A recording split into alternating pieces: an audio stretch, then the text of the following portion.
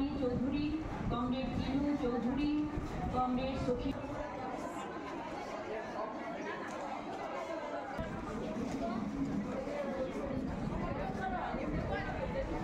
পরিচালিকা মণ্ডলীতে থাকার জন্য আমি প্রস্তাব রাখছি। কমরেড আমি প্রস্তাব করছি তাদের নাম সমর্থন করবেন কমরেড ইসলামী কমিটিতে থাকার জন্য আমি প্রস্তাব রাখছি।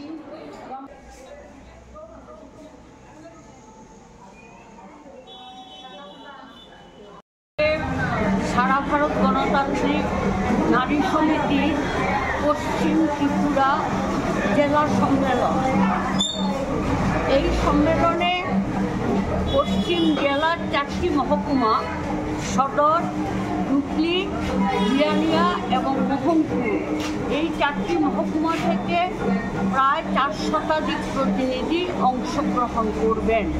সেই সঙ্গে রাজ্য এবং মহকুমা নেতৃবৃন্দ আছেন, জেলার নেতৃবৃন্দ থাকবেন।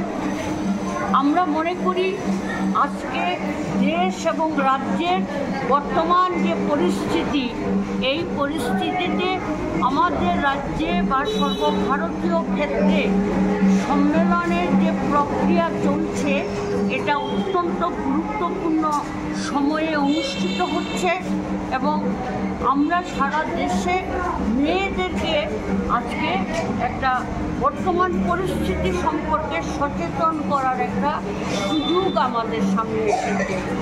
আজকের সম্মেলনে আমরা দেশীয় রাজনীতি, আন্তর্জাতিক ক্ষেত্রে গাজা ভূখণ্ডে সাম্রাজ্যবাদীদের যে আগ্রাসন এবং ইসরায়েলের যে বর্বরোচিত আক্রমণের ঘটনা, সেগুলোর নিন্দা যেমন জানাবো, সেই সঙ্গে আমাদের দেশে বিজেপি নেতৃত্বাধীন এনডিএ সরকারের শাসনে গোটা দেশ জুড়ে যে অরাজকতা, দুর্বৃত্তরাজ, দুর্নীতি এবং স্বজন পোষণ, সেই সঙ্গে মানুষের গণতান্ত্রিক অধিকার হরণ, সংবিধান প্রদত্ত মৌলিক অধিকারগুলো কেড়ে নেওয়া, নারীদের অধিকার মর্যাদা ক্ষুণ্ণ করা, নারী নির্যাতন, কাজ, খাদ্য, বেকার সমস্যা, আদিবাসীদের জীবন সংকট নিয়ে আমরা আজকের সম্মেলনে আলোচনা করব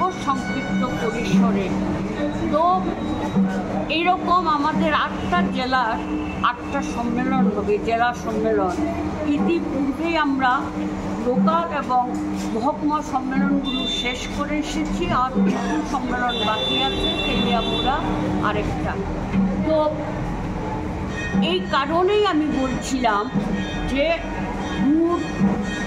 সাম্রাজ্যবাদী আগ্রাসন অথবা জাতীয় ক্ষেত্র বাদ দিলেও আমাদের রাজ্যের যে বর্তমান পরিস্থিতি, সেটা আপনারা দেখছেন যে এখানে একটা অরাজকতা রাজত্ব তৈরি হয়েছে।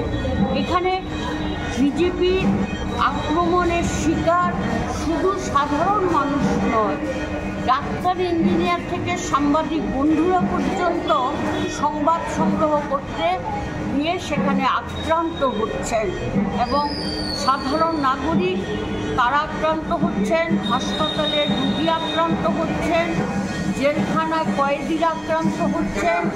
নারীরা এই রাজ্যে সম্পূর্ণ নিরাপত্তাহীনতার মধ্যে আছেন।